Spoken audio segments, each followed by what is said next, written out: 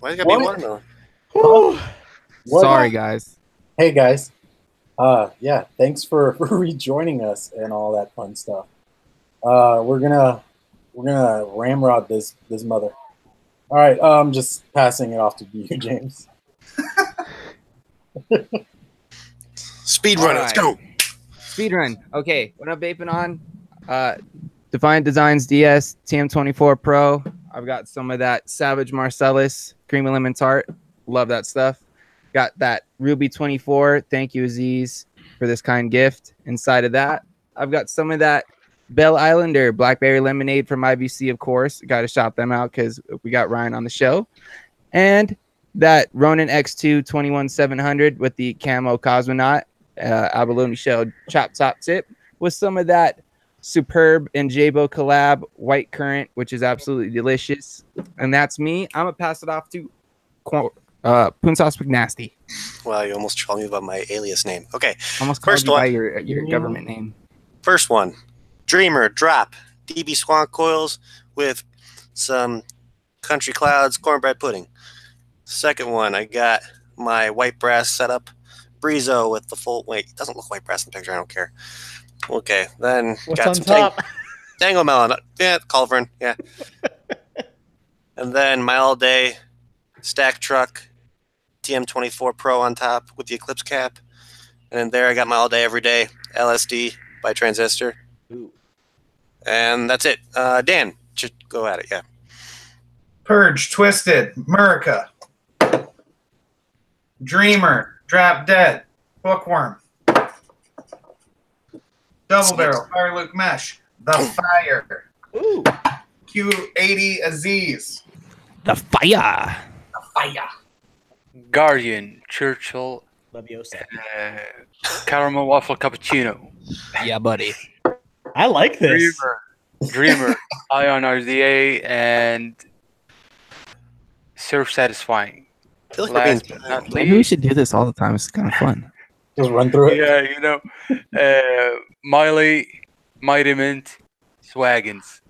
Ah, you're vaping on a Swaggins. I'm a Swaggins. Exactly. All right. tastes like shit.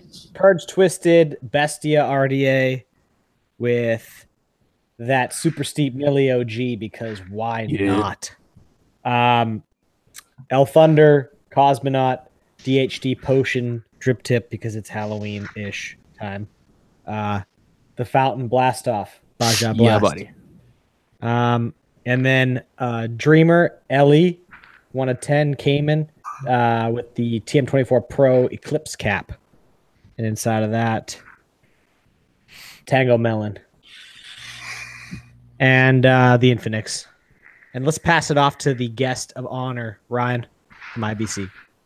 Hey, what's up, guys? What's going on, man? I got a billet box that one of our customers left in our shop.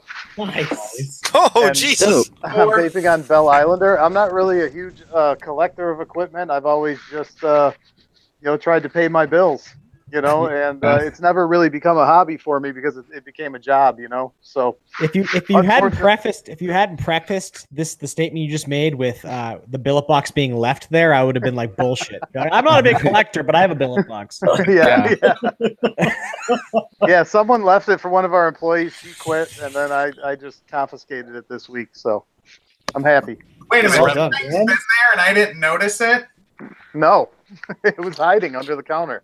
Maybe They you hid should it clean from the you, counters Dan. more, Dan. You're not allowed to have it. You missed out. I missed out. That's all right. Snooze, you lose, Dano. Billet box with the Bell Islander. And Clown, what are you vaping on? Let me see. I gotta present myself apparently. All right, so SXK Boxer Mod profile on top. In that, I got this mix that you can find a video of. LE Dreamer. In that, it's a lemonade that I'm working on. And lastly, Warlock's Guardian TM24 Pro with Tyson's Blood. Yeah, that's me. Boom. Quickest buffet ever. It was good. Was it as good for you as it was for me? Yes. I just want to point out something. Livia just said in the comment that me and Ryan are basically in the same house because we have the same window, basically. Yeah, you're right, dude. Here, look, guys. Got it over there. He needs to stand over That's by the it. IKEA special. Nice. The same exact view. So, anyways, Yeah, guys, we're gonna get right into it because we're halfway through the show already. So let's talk about IVC. For those of you who don't know about it already, and Dan, maybe you can introduce Ryan, then Ryan can go at it and talk about what IVC is about a little bit and how they came to be and what they do, stuff like that. Ryan is my boss at Independent Vapor Company. I love working there. I'm only part-time. Now I'm kind of contingent when people need breaks because I have a full-time gig already, but they call me when they need me, and I love being there. I love it so much I live 50 minutes away. I'll drive up there to go hang out and work. It's a great environment. The people are awesome. And Ryan, you're probably the best boss I ever had, man. Oh, well, thanks, dude. I really appreciate that. But yeah, I really do. why don't you take it away? Let us know like how this all started. And sounds like someone's trying to get a promotion. Yeah. I wish I could afford Dan full time. Yeah, Actually, we've talked. We've talked. yeah. If you could, then I would be there full time. Yeah. So, just the long and short, I guess we're going to go through it here. Back in 2014, I was just coming freshly off a divorce, and I decided that I was going to start a company, and it was going to be coffee. I was going to do wholesale coffee, roasting and wholesaling coffee to, grocery stores and things like that. And then I walked into a vape shop and saw a line of 30 people waiting in line to buy e-liquid and mods and tanks and batteries and all this stuff. And then I went back home and I started to research what it was all about, and I saw some pretty good profit margins. And something that it helped me quit smoking, and it just had such a profound effect on the lasting health of my family, the people around me. It just really resonated with me that this was a purpose rather than just selling caffeine to people. Right on. So we took the plunge. I turned down a commercial loan that would have got me a warehouse with a coffee roaster and all the supplies and everything. And we started an e-liquid company in a basement. Now, as long as, I understand that's not advisable, but, we had $10,000 in a dream, so we took a run at it. I made 5 flavors, one of which was Bell Islander, and that kind of kept the bills paid, just that one singular flavor for about 8 months. Delicious. And yep, and it's changed a couple times actually over the years. It used to be a 50-50 blend and very harsh. Oh yeah, I can imagine, dude. But on the Pro Tank 2, on those little tiny coils, that was a good vape. People loved it. So so that kept us alive for a little bit. And then I saw the dripper craze starting to come to the Midwest and hitting Michigan specifically, and I knew I had to reformulate some new juices. So this was right around November of 2015. We launched a dripper line, and of those 10 flavors, one of them was Millionaire. And Millionaire we were selling 15 mils of Millionaire for $12.99 retail. Jeez. And people were just chewing through them because they were putting them on drippers. And all the meanwhile, I was just kind of hand to mouth growing the company. Every single profit went back into it. I didn't get paid for like 12 months. I was just living off savings in my parents' basement. I had 2 kids that I was sharing from my previous marriage, and it was a tough, rocky road just to get out of the basement. And we ended up leasing a old attorney's office. It was 1,500 square feet. And we moved in there and kind of built out a little clean room in the back and just became an e-liquid company in Metro Detroit. Grew our business through guerrilla marketing tactics, through Facebook, Instagram, and just generally just trying to help as many people quit smoking as possible, because obviously that's the best way to grow a vaping company, is to help people quit. Yeah, buddy. So we got after it, and over time we started to pick up all these huge chains of stores out of this little tiny shop, and to this day we still haven't beat the numbers that we did over there. It was just such an explosion and rush of business that came into the state of Michigan. When we opened the company in 2014, there were only 2 vape shops in the whole state, and I was told that as an e-liquid manufacturer, it was my job not to sell the smoke shops, right? So I picked up those 2 stores almost immediately. And then my partner and I looked at each other, we're like, we don't have, who do we sell to now? You know? So I packed up my trunk and I drove around the Midwest and picked up like 5 or 6 accounts, and all 6 of those accounts order to this day.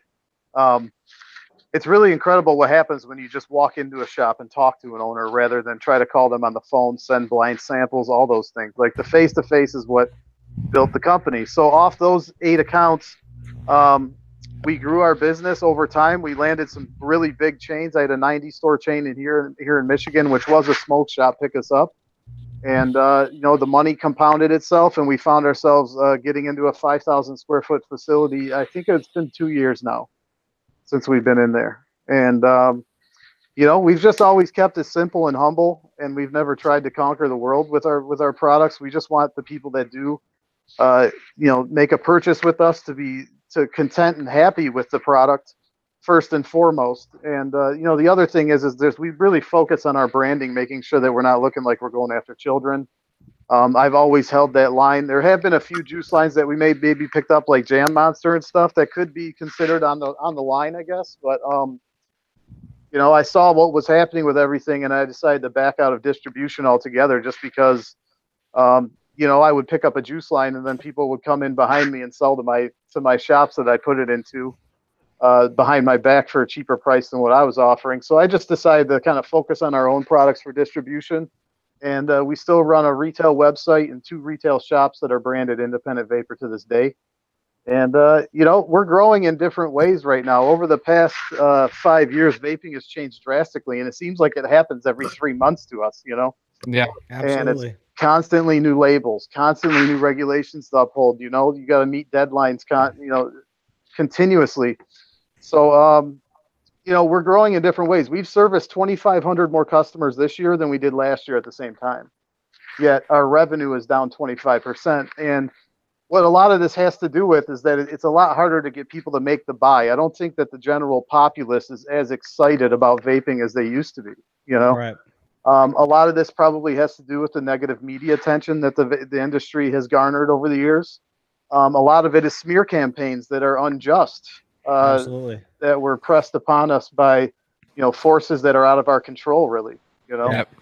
So, you know, we're just kind of trying to fight through it, man. We're hand to mouth some days, other days our bank account's flush, but I know one thing is that, you know, my products have helped paid for more than a few dance lessons for my daughter. And, you know, my bills are always paid, and I got to meet some incredible employees on this journey. And, you know, the team is what makes my company. I'm not the person behind any of this. It's the people that ship the package within 20 minutes. It's the guy that answers the customer service complaint, you know? So I just really love the industry, and I love what my company represents within it, because we're such a small slice of the pie, but I think that we have a big impact on our end user, our customer base. And that's really what I focused on from the beginning, you know? Absolutely. Yeah. We need people like you in this fight. So currently, I know everything ties into advocacy, because it's always about advocacy and about staying vigilant. But we have S3319 going on, the fight against that with I Quit Smoking by Vaping.com.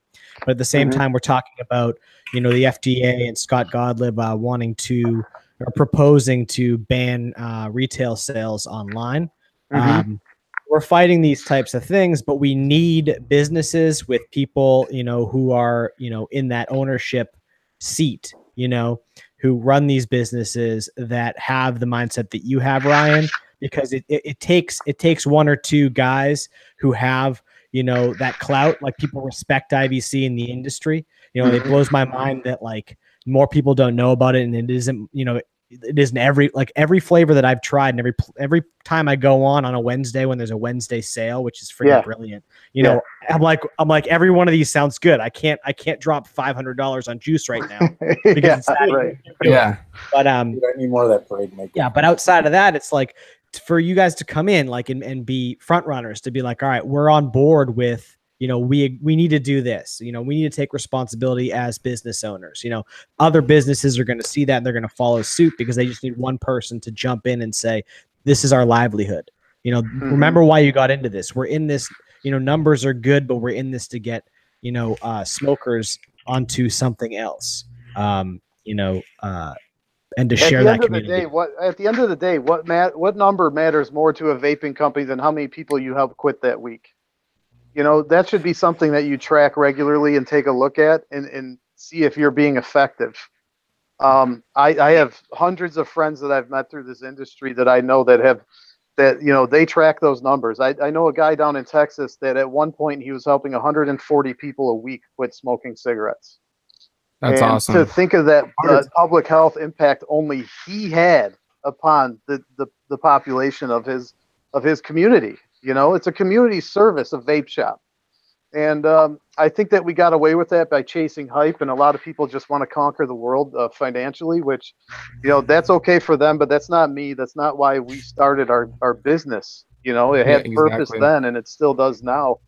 And sometimes it's hard, you know, guys. Like, my packaging is not flashy. That's why it's not on every single shelf across the whole country.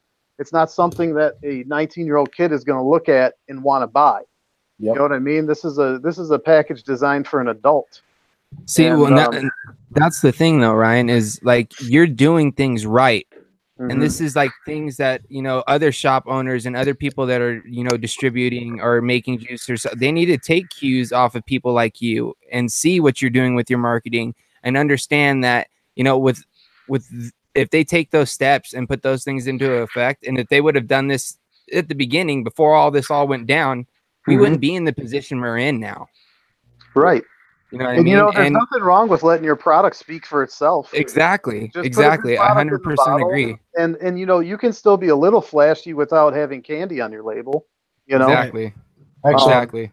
I have a question. Like Ryan, here we have like a couple of shops that are willing to talk advocacy. A couple of them are clueless or are not willing to talk about that sort of thing. Do you have any advice on how to approach like a shop owner or something like that? Oh man, you know, the advocacy thing for me has been a hard road. I've invested over $100,000 in the various organizations only to be burned several times. You know, and I guess it just takes a grassroots effort. This isn't something that's gonna sweep the nation unless shops are affected by it. You know, and right now nobody has been enforced upon. You know, the FDA has no teeth. They don't walk into your shop and confiscate your juice. Yeah. They don't walk into your shop and all they do is take notes. They don't even tell you what you have to change. They take notes and they leave. I still haven't been inspected, and I know that they've been in the area, and they haven't even gone to the biggest company in Metro Detroit. You know, so nobody's felt the burn yet. I mean, I guess on taxes, in a regulatory pathway, the taxes have really hurt people. But other than that, there really has been no carnage due to these regulations yet. And like, is there going to be some apocalypse where they come through and wipe people out? You know, well, I think a lot of it seems like, you know, this is where we're in the what about isms here, right? Yeah, yeah. But you know, or the what ifs. But it's like, it's almost like, hey, you know, this is like Scotland where you have a bunch of different tribal leaders and there's no unifying factor. So maybe if we just propose all this shit and use these smear campaigns, all the infighting and drama and all that jazz, they'll overregulate themselves and they'll fuck themselves out of the pooch, right? So yeah, I mean, that seems like a lot of it's going on. Yeah, the regulations from my viewpoint are like a plane of Swiss cheese, okay? And there's holes all over it. And what they expected was this many people started, but as they go through, they start dropping through, right? Yeah. And then as we get to the end and funnel down, whoever's the strongest and survives that carnage financially is going to be standing there in front of the FDA negotiating for the future of the industry. That's what I see happening. As far as like getting a shop owner to be involved with the advocacy efforts, I mean, guys, I've tried time and time again to get Michigan on board with this. It's a divided industry, and I don't mean to talk down on it because I've met some of the best people in my life because of this. But even those people that I love and respect so much, they have a tendency to step away from advocacy as well. You know, we've all taken a beating financially on margins on our e-liquid, and I understand that it was exorbitant in the beginning. But once you build an actual company that has liability insurance, packaging restrictions, you're changing your labels, you're changing your packaging to meet industry standards, which went from glass to plastic. I mean, every time that happens, it's costing companies almost everything they have just to get to the next step. Yeah. So coming in and saying, "Hey, will you guys put in $1,000 a month to help my advocacy effort?" They're gonna be trepidatious because the industry's been hurting them so bad. That's a very interesting perspective that we haven't heard. So basically, Ryan, we're a consumer panel here. Sure. You know, some of us do reviews out of passion, but we're not reviewers in essence, like the ones that you see. That's why we have a unique perspective. We've got a bunch of dudes here that are just passionate about the industry. And we talk about these things. We talk about advocacy because we want to be able to set an example to say, hey, we're just people just like you guys. If you have a passion for something, find a platform and speak out and, you know, share your knowledge and your passion. But we've always been talking about, oh, hey, why aren't they throwing out more money and stuff like that? And, you know, a lot that question rings out a lot, but I don't think we've heard that point be made, you know, that this is what's going on, you know, like for you, it's like the reason why you are where you are now, like any smart business person is that like you have a quarter of your product to sell and then or 3/4 of your product, you know, and then the last quarter is supposed to be your profit, but you put that last quarter back into your business instead of putting that in your pocket, right? So it's like that's how you built the business. Yeah, I've thrown away hundreds of thousands of bottles of e-liquid not to destroy my brand in the market and sell them too low. And, you know, sometimes you just have to jump on a grenade as a businessman, and there's the business aspect, and then there's the longevity of it. You know, so everyone has bills to pay. You know, and, you know, I did not become a wealthy man off vaping, and I know a lot of my friends haven't either, but some of them have, you know, and it just depends on your location, your region, your product offering, the decisions you made over the past 10 years. Like all these things come into play about what situation each vape business owner is in at the current moment. You know, I know people that still sell millions of dollars of product, but they're in debt $1 million. Yeah. You know, how is that guy expected to put $1 back into vaping? He's already $1 million in, you know? So, you know, guys, it's a tough road, you know, but we do have a small organization here in Michigan called VARS. And it's made up of literally 3 companies and 2 lobbyists. And every time a tax bill is introduced into the state of Michigan, our lobbyist, who literally takes $3,000 to do this every time, it's $3,000. Each one of the 3 companies puts $1,000 in. She drives to Lansing. She goes and knocks on doors before it even goes to committee, because you can see the bills introduced right away. She goes there before it's even put into committee and talks to every single person on that committee and explains to them why an 80% wholesale tax destroys jobs in their state. And do you want to be known as the politician that destroys jobs or brings jobs in? That's the right language. And kills business. Yeah. It's similarly enough, like to them, that's the language they want to hear. They want to hear about the voter. And for us, we need to talk about, you know, using these strong, you know, the strong language of right to choose.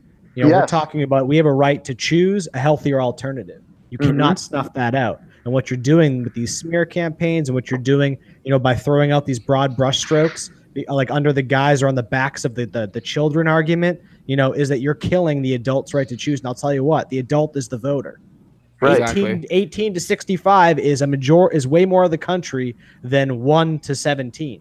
And they're not the ones who even vote. So you need to, so we have the lobbyists speaking in the right language to them, but we need to be speaking as not lobbyists, as the general public, about our right to choose. And that's the campaign that we unify around.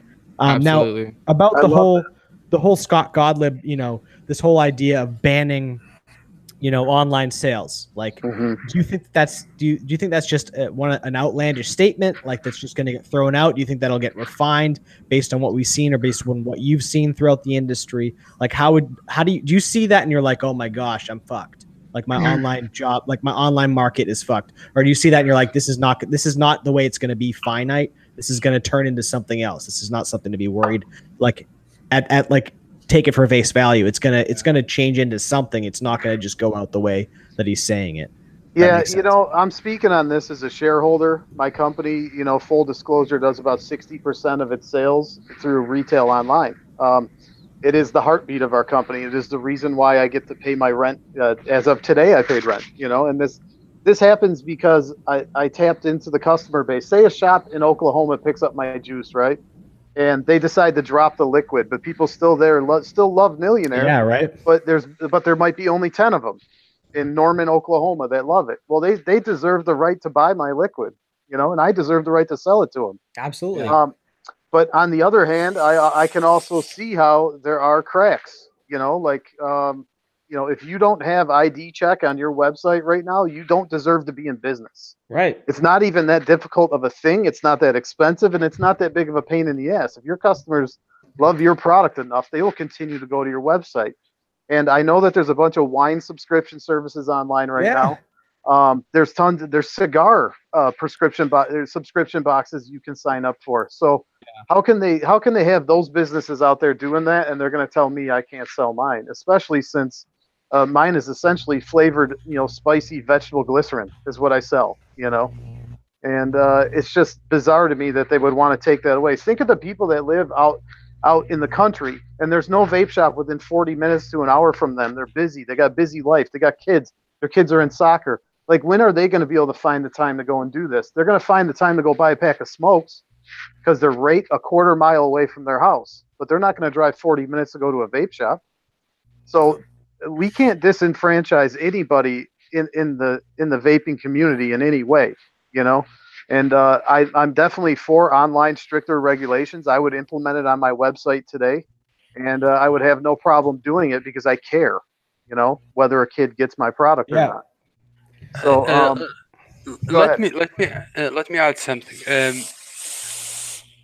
What we have established here is that their mentality is basically cut the head of the snake, the whole body dies. But the main issue, which is I've said it multiple times, nobody is willing to take responsibility of their own children's actions. That's the bottom line. They want to blame somebody. Well, with the access of the internet, man, there's a lot of stuff going on. I mean, kids have access to pornography. Okay, kids have access to a lot of stuff.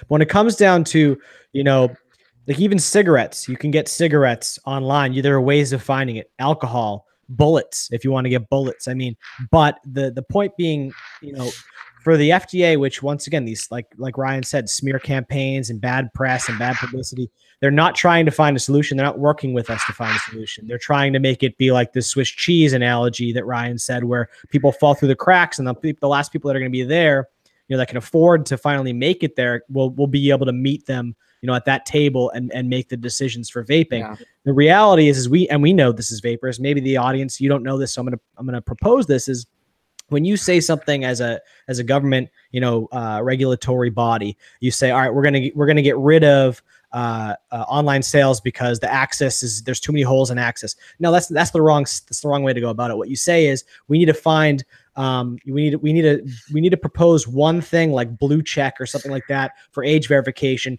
that is the standard that we require, or something like that, something that, you know, you can send to us and be like, all right, this is how it hits all the check marks that blue check hits and it's verifiable. They need to propose something like that. That's working with us. That's saying, all right, there's one form that we want you to have for age verification, and every online distributor and seller of vape products needs to have this age verification software. Exactly. That's how you meet us where we're at, but they're not doing that. Scott Gottlieb is saying things that are very inflammatory and very preposterous, like downright outrageous. You know, we're gonna get rid of it all because kids can access it. That means that, like, if one kid accesses it, everybody else has to fall for that. And that's some liberal fucking mind think bullshit that just doesn't work in a free thinking republic. And that's why we're going to continue to be vigilant. And that's why we love shop owners and business owners like Ryan of LVC and LVC in general, not only because their juice is awesome, but because they got their head in the right place. And they know what's going on, and they're trying to do what they can do locally within their state, and then make that be a springboard or an echo chamber for the rest of the companies in their local states. And that's what everybody should be doing.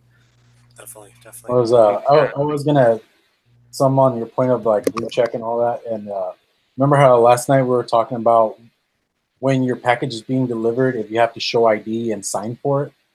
And we had a little bit of a discussion on that. And earlier today, I was recording that podcast with Frank Wolf, like that he's been doing and stuff. And we actually touched on that a little bit. And apparently, like, I don't know if it's just unique to his area of Canada, but in Canada, he said they check IDs. And you receive a package, or at least in his area, you receive a vape package or vape mail. You actually have to sign for it, or else you got to go down to your post office and pick it up and show ID and all that kind of jazz. Canada has the most sensible vaping regulations that have been released yet. It's the best I've seen, and I hope that America takes note and goes in that direction at least somewhat. I mean, it's just crazy that. Go ahead, sir. I'm sorry. I'm not a native American English speaker, so the Q thing is a little bit confusing me. You know what's funny? It's actually when they introduced vaping is allowed in Canada, they took the research from Washington D.C. That blew my mind. And they quoted state studies. Yeah, the study they took the whole research about vaping and how it's reducing the harm from tobacco, combustible tobacco. They took it from Washington D.C. and no one is in the states are willing to take their own word, basically. Well, I want to make one point about this, guys, before we're done here. Think about the countries that have got on board and encouraged their citizens to vape. Think about what their expenses are, okay? These are countries that are socialist. I'm not saying I want that for us. I'm just saying that they pay the healthcare bill for their citizens. Okay?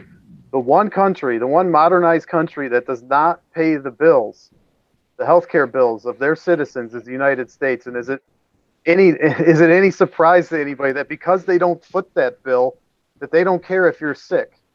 No, because at the end of the day, that's less money in their pocket. Right. Big pharmaceutical cannot treat people that are not sick from smoking. It literally hurts their bottom line. Every single person that gets on the vaping. And this is a health issue. This has nothing to do with money, power, any of that. To me, it has to do with health. They want you sick, and we found something that can help you not be sick and extend your life possibly 10, 20, 30 years. And this is a consumer driven market, and it's one that I don't think is going to go away for years to come. I've talked to a lot of people that have been inspected by the FDA.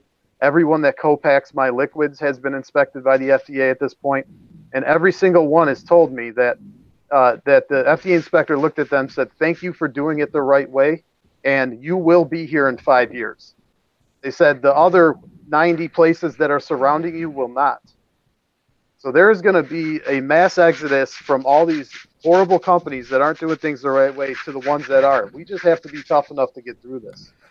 My question is, yeah, you're right, and that's great, and that's the string of hope that like you're not hearing, like, as Americans, I don't watch the news anymore. I find my news from other publications. I search for it. I have to be invested in finding my information because I don't want the doom and gloom.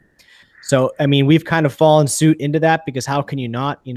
We all talk about it all the time. It's always the doom and gloom, but we never, we're always, and even on the Ohmies, we always try to speak with with that tone, that somber tone, because this is an important subject that we're talking about. But we always have hope that with this fight and with our vigilance, we're going to find a way to make this work. That right there is hope. And all you need is a little bit of hope, and a little bit of hope is very scary, man. Look at William Wallace. The Scotland references are like on point tonight. I don't know why. I haven't even watched that. I haven't watched Braveheart in years, but I'm gonna have to watch it after the show. But I got one more question for Ryan before we end up shutting this thing down. So, what's next for IVC? What's going on right now? What are the plans for the next year to keep the door? Right now, we're just kind of at the tail end of the last brutal rebrand relaunch of all our products. We're going to be adding tons of new equipment and coils to our website, and we're going to just keep pushing, taking care of the end user. The next year is going to mean more for the end user to be excited about these products and stay with us through this industry. We've lost a lot of people that have actually quit vaping, but I don't think that we're getting enough people to quit smoking still. And there's so many out there that still smoke cigarettes that my whole company's focus is right back on the end user, the consumer, the smoker. And that's how we're going to move forward, and how we're going to persevere is by getting more people to buy from us and have a good experience with us and have a good experience with the vaping technology in general. it's a confusing thing. You need somebody with expertise to explain it to you, and my company is going to specialize in helping people quit smoking. That's where we're going. That's So, awesome, man. Right That's, on, that's man. great to hear. It's a great. thanks, guys. great Thank area. you. Thank you for coming on. Yeah. With all the, Hey, guys, it was a complete honor. Thank you. Yeah, absolutely. That was probably that's got to be my top 3 favorite Ohmies. Yeah, that was awesome. Thanks, That was a dudes. good one Lot for of sure, coins. guys. Lot And sorry to everyone out there for the little hiccups at the beginning, but thank you for sticking with us and joining back in. Don't worry, we'll get the Zoom thing figured out. Just give us some time. that way you can we're- look at all of us at once instead of. Ryan, we'd love to have you back on sometime in the future. Yeah, Talking. guys.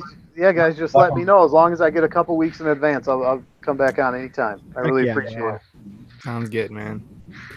Take it away, clown. All right, so keep the fight strong. We can't bend over and just take it like that.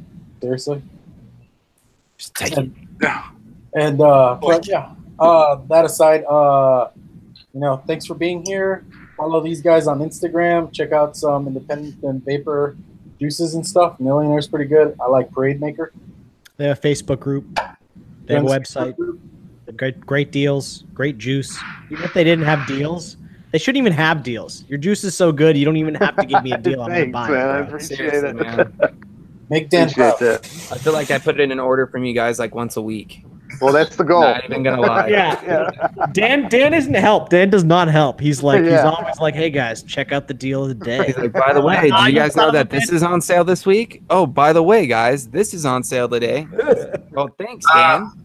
I keep hearing we need more hats, Ryan. We need Yes. another hats. I'm gonna make it happen. I'm gonna make I need it. a You guys black have my IVC word. hat. I'm gonna send each one of you guys a hat once they're in. All right. Hell Hell yeah, yeah, man. dude. Thank you. Sounds dope. Awesome. Much appreciated, brother. Very much so. Thank you. Okay, guys. All right, give Mr. Frames Janklin there a sub, because the dude seriously, he put out a banging Warlock's Hammer review over the weekend. Thanks, Really buddy. enjoyed it so much that I felt as a challenge I needed to do the Guardian. So be on the lookout for that. Yeah, this week. dude. Ohmies for the first Warlock reviews. Right. Right. And yeah, so follow everybody on social media. Keep up with I quit smoking by vaping.com. Did I say that right? Yep. Yes, sir. Awesome. 'Cause I stumble over that one every time. Email us at vapinwiththeohmies. With a G. At gmail.com. We locked that one down. We didn't want no one taking it, so we're going to use that one from now on. Vapingwiththeohmies@gmail.com. Alrighty. All right. So thanks for being here and keep up the fight.